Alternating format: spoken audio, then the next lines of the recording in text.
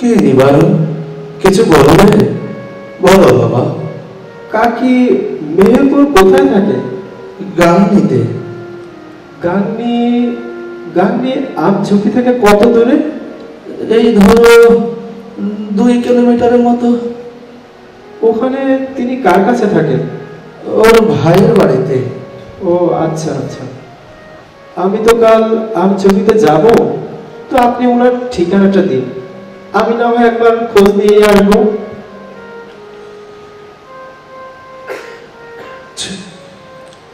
হাবিবুর রহমান চোখটা খুশিতে চকচক করে ওঠে। তিনি উৎসাহের সাথে তার স্ত্রীর ঠিকানাটা লিখে দিলেন। তুমি তুমি যাবে কবে বললে নিবারণ? এই তো কাল সকালেই যাব।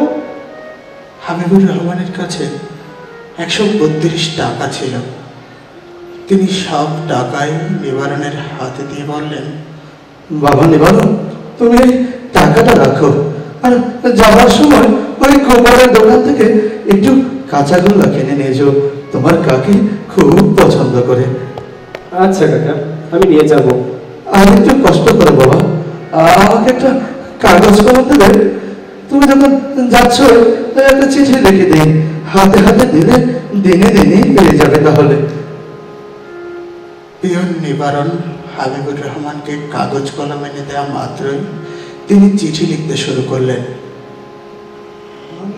পরদিন দুপুরের খাওয়া শেষে তিনি পোস্ট অফিসের বারান্দায় গিয়ে দাঁড়ালেন।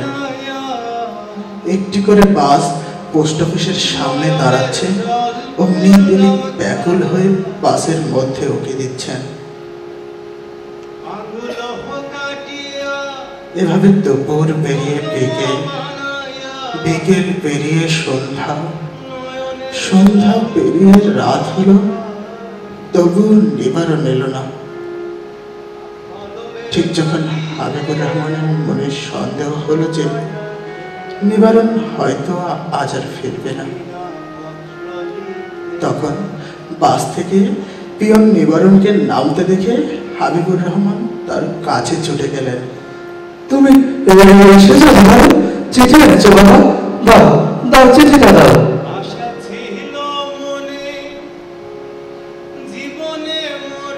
হাবিবুর রহমান আর কোনো কথা বলে না, পকেট থেকে শুধু একটা কাগজ বের করে দেয়।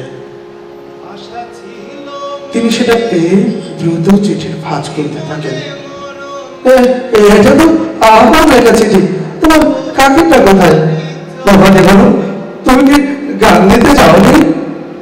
হ্যাঁ কাকা, গিয়েছিলাম। তাহলে তোমার কাকির লেখা চিঠি কোথায়? তোমার কাকি কি তোমাকে কোনো চিঠি দেয়নি নিবারণ? কাকা, কাকি আর কোনোদিন চিঠি লিখবে না। কাকি আর কোনোদিন চিঠি লিখবে না কাকা, আর কোনোদিন লিখবে না। এই কথা শোনার পর হাবিবুর রহমান অবাক দৃষ্টিতে নিবারণের দিকে তাকায়, কিন্তু কোনো কথাই বলেন না তিনি। ঠিক যেভাবে চুপচাপ এসেছিলেন, তেমনি চুপচাপ ক্লান্ত বেশে নিবারণের কাছ থেকে নিজেকে ছাড়িয়ে নিয়ে বুকের মধ্যে লুকিয়ে থাকা ছোট্ট একটা নিঃশ্বাস ফেলে আবার ফিরে যান বৃদ্ধাশ্রমে। এরপরও হাবিবুর রহমান 10 বছর বেঁচে ছিলেন। তাকে আর কখনোই পোস্ট অফিসের বারান্দায় দেখা যায়নি। তার নামে আর কোনোদিন কোনো চিঠি আসেনি।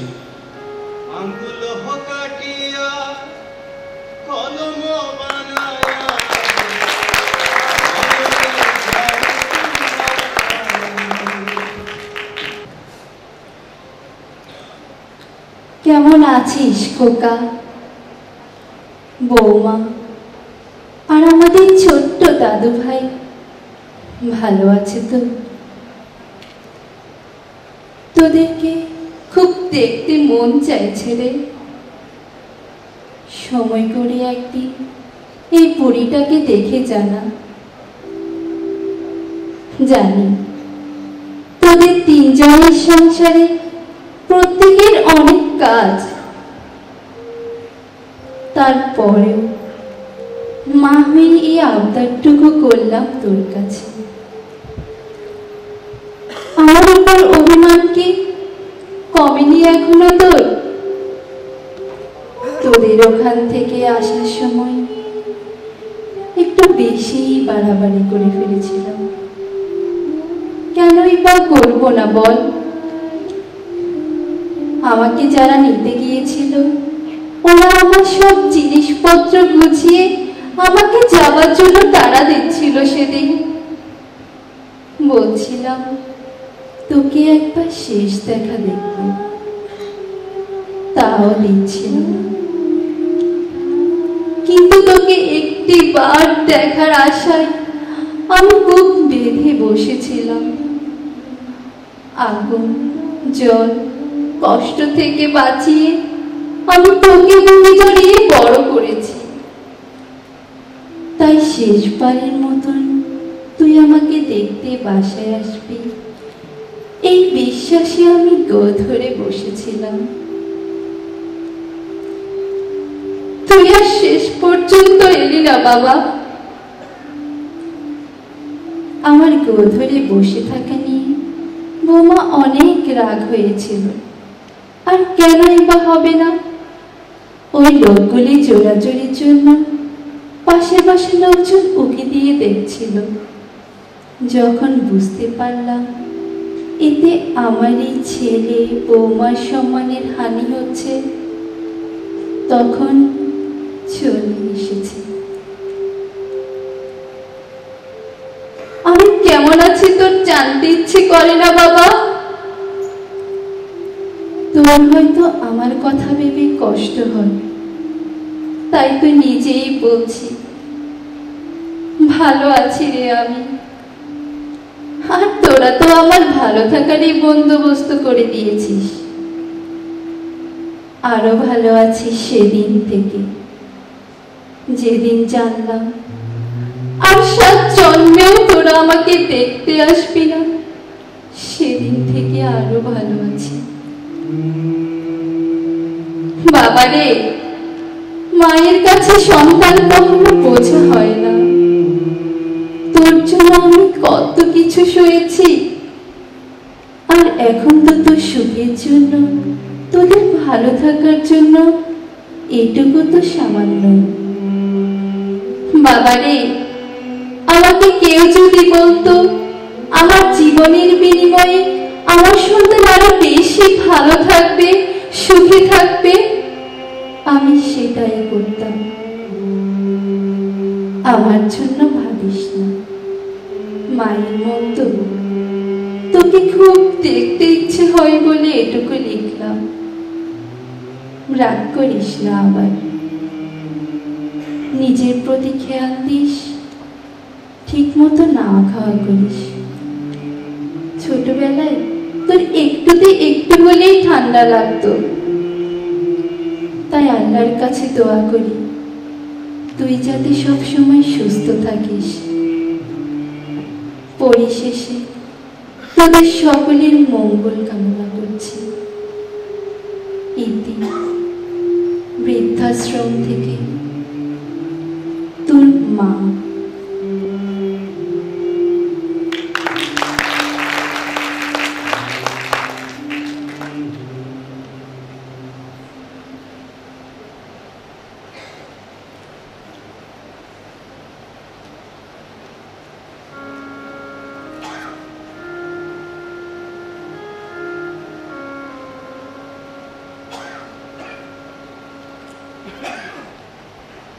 খোকা, জানিস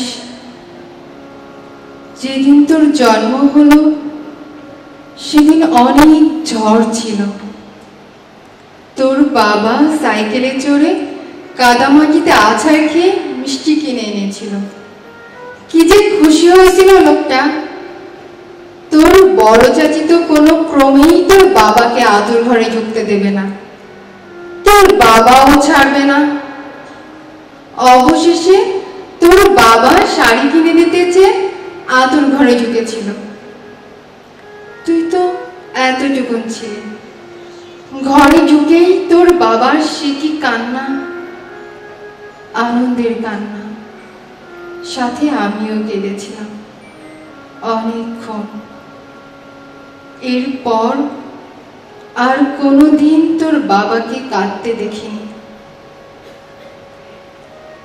তোর বাবা কি বলতো জানিস? বলতো আমরা যখন বুড়ো হব তোর এতগুলো ছেলে মেয়ে থাকবে, ছাদে আমাদের একটা ঘর থাকবে, সেখানে পিচ্চিগুলোকে সাথে নিয়ে হুটুপুটি খাবে। এখন তোর ছেলে মেয়ে, ছাদের একটা ঘর, সব আছে, শুধু তোর বাবা আর আমি নেই। ওই বাড়িতে নাকি আমাদের থাকার একটু জায়গা হয় না। বৌমা আর তুই চাকরি করিস, আমাদের ঠিক মতো দেখাশোনা করতে পারিস না। দাদা ভাই দিদি ভাই দুজন পড়াশোনা বাদ দিয়ে আমাদের সাথে সারাদিন থাকে। বাসাটায় জায়গা কম, কত যে অজুহাত দিলি তুই। তুই কি মনে করেছিলি আমরা বুঝতে পারিনি? সব বুঝেছিলাম। আমি তো অনেক কেঁদেছি সেদিন। তোর বাবাও খুব কষ্ট পেয়েছিল, তবু কাউকে বুঝতে দেয়নি। খোকা, তুই কি জানিস ওই বাড়িটা বানাতে তোর বাবার কত কষ্ট হয়েছিল? আমি কত স্বপ্ন দেখতাম ওই বাড়িটা নিয়ে। তুই তো জানবি না, অনেক ছোট ছিলি তুই। খোকা, শেষ পর্যন্ত আমি সব মেনে নিয়েছিলাম। তোকে অনেকবার বলেছিলাম আমাদেরকে কনজুগাল ওল্ড হোমে রাখিস, তুই রাখতে পারিসনি। তোর নাকি খরচে গোলাবে না। তোর বাবাকে একটাতে রেখেছিস, আমাকে অন্যটাতে। তোর বাবা বিয়ের পর আমাকে রেখে একদিন অন্য কোথাও থাকেনি। জানি না ওই ওল্ড হোমে তোর বাবা কেমন আছে। খুব কষ্ট হয় লোকটার জন্য। খোকা শোন, প্রতি মাসে সময় নষ্ট করে আমার কাছে তোকে আর আসতে হবে না। আমাকে তোর বাবার কাছে রেখে আয়। একা একা আর বাঁচতে ইচ্ছে করে না।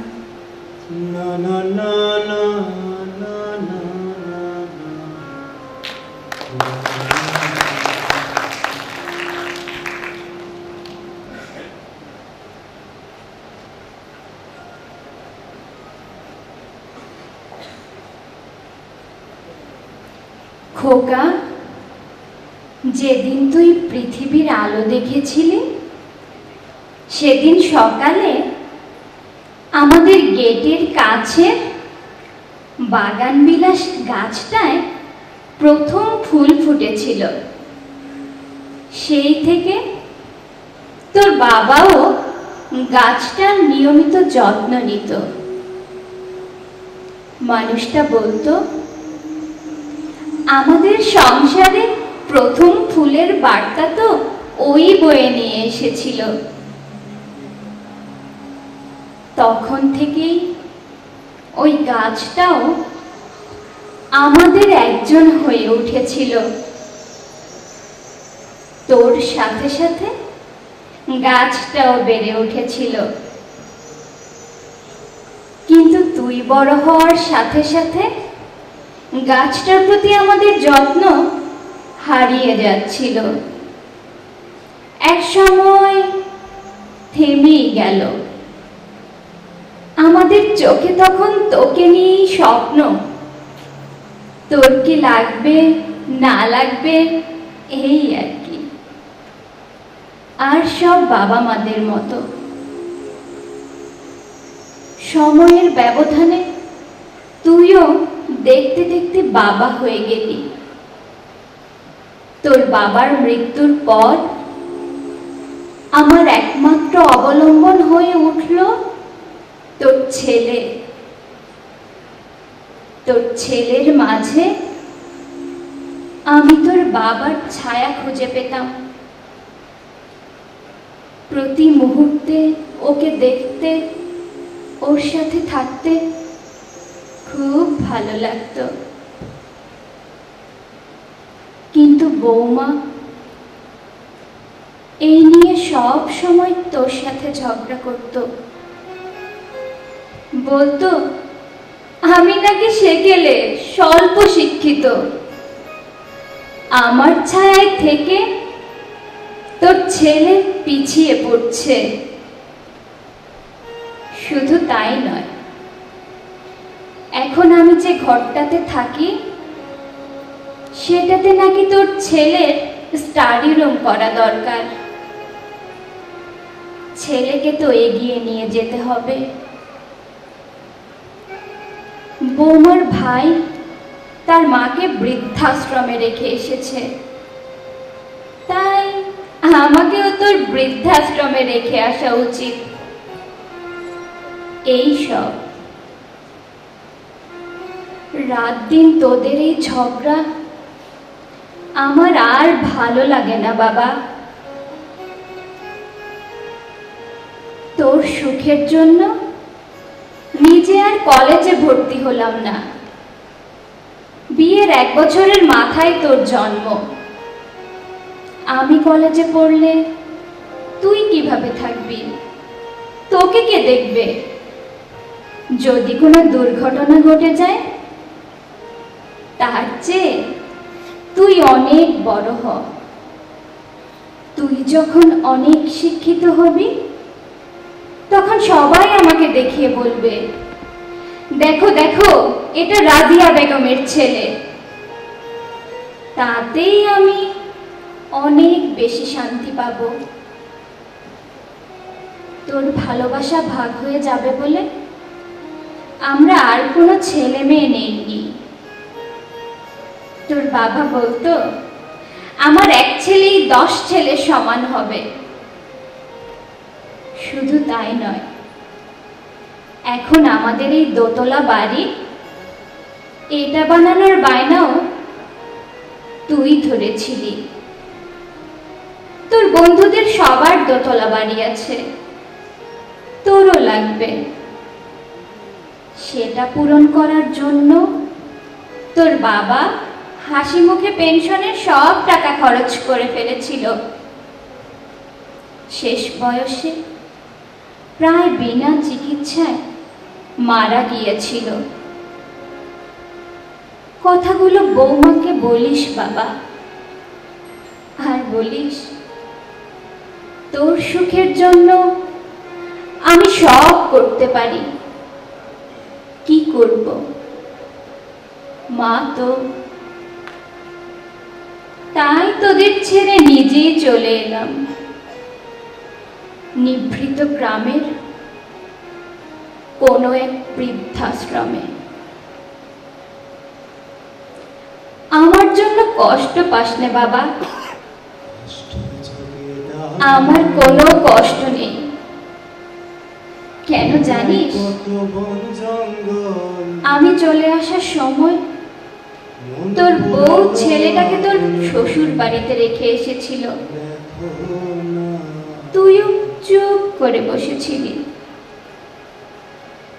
কিন্তু হঠাৎ করে মনে হলো পেছন থেকে আমার আঁচল ধরে কেউ টানছে,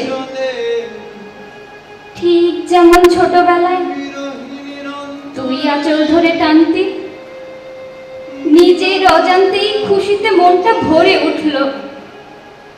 মনে হলো তোর বাবার স্মৃতি ঘেরা এই বাড়িটাকে ছেড়ে হয়তো যেতে হবে না। এখানে আমরা প্রথম সংসার শুরু করেছিলাম। তুই জন্ম নিয়েছিস, বড় হয়েছিস, তোর ছেলের জন্ম এখানে। ছোট ছোট কত শত স্মৃতি এই বাড়িটাকে ঘিরে। পেছন ফিরে দেখলাম গেটের কাছের সেই বাগানবিলাস গাছটায় আঁচলটা আটকে গিয়েছে। তবু খুশি হলাম এই ভেবে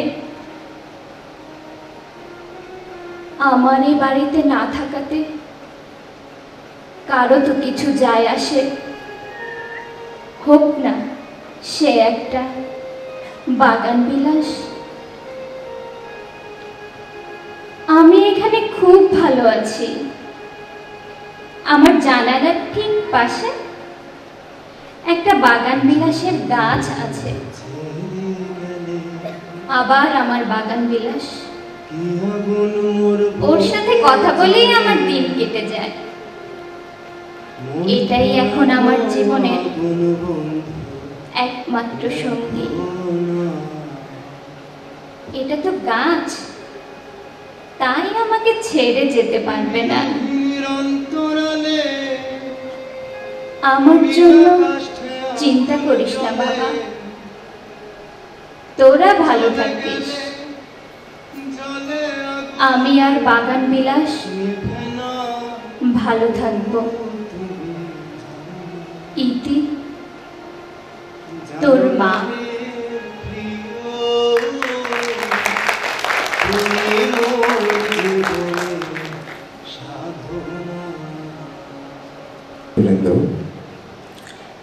আমরা সবসময় আমাদের জীবনে যখন কোনো সফলতা আসে, অর্থাৎ আমি যদি অনেক বড় মানুষ হই, ধরে নিয়ে যাক যে আমি কোনো মন্ত্রী অথবা রাষ্ট্রপতি অথবা বড় কোনো পোস্টে, তখন কিন্তু আমরা সম্মান জানাই, প্রচণ্ডভাবে দাঁড়িয়ে সম্মান জানাই, বিভিন্নভাবে সম্মান জানাই।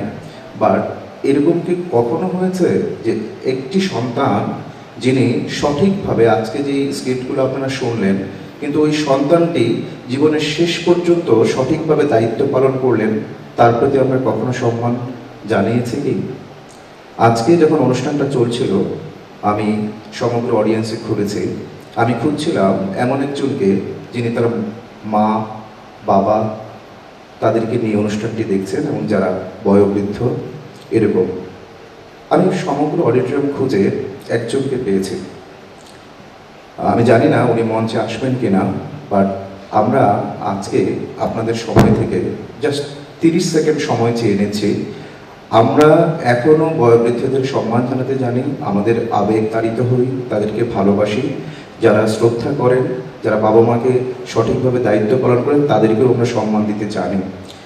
এবং আমি এই পরিবারটিকে জানি, উনি, ওনার ছেলে আছেন সঙ্গে, উনি আমার চোখের সামনে দেখা সমগ্র দায়িত্বগুলো এত সঠিকভাবে পালন করছেন। আমি ওনার কাছ থেকে লেসেন দিয়েছি অনেক, কিন্তু ওনার মতো করে পারি না। আমি মঞ্চে আমন্ত্রণ জানাচ্ছি, উনি, আমি জানি না মঞ্চে আসবেন কিনা, আমাদের ভলান্টিয়ার ফাইজুলকে। এখানে একটি মাত্র পরিবার আছে যার ছেলে তার বাবা মাকে নিয়ে এসেছেন, নিসার মোহাম্মদ খান। আমি ওনাকে একটু মঞ্চে আসবার জন্য আমন্ত্রণ জানাচ্ছি। ফাইজুল, একটু দিয়ে আসুন।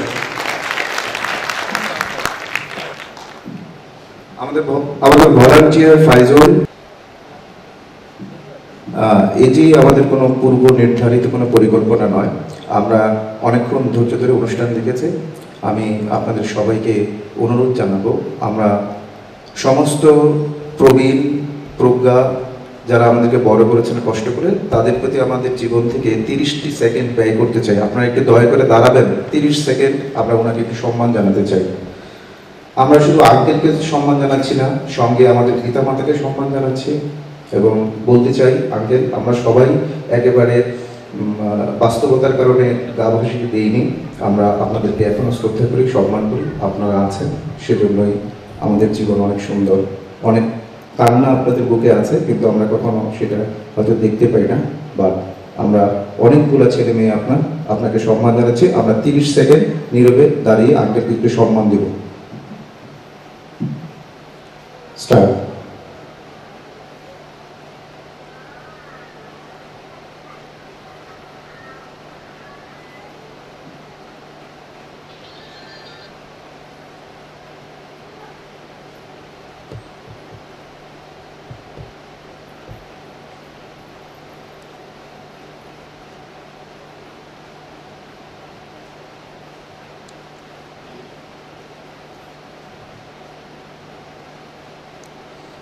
ধন্যবাদ সবাইকে।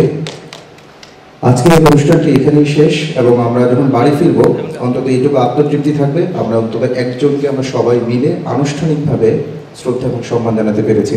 আপনাদের সবাইকে ধন্যবাদ।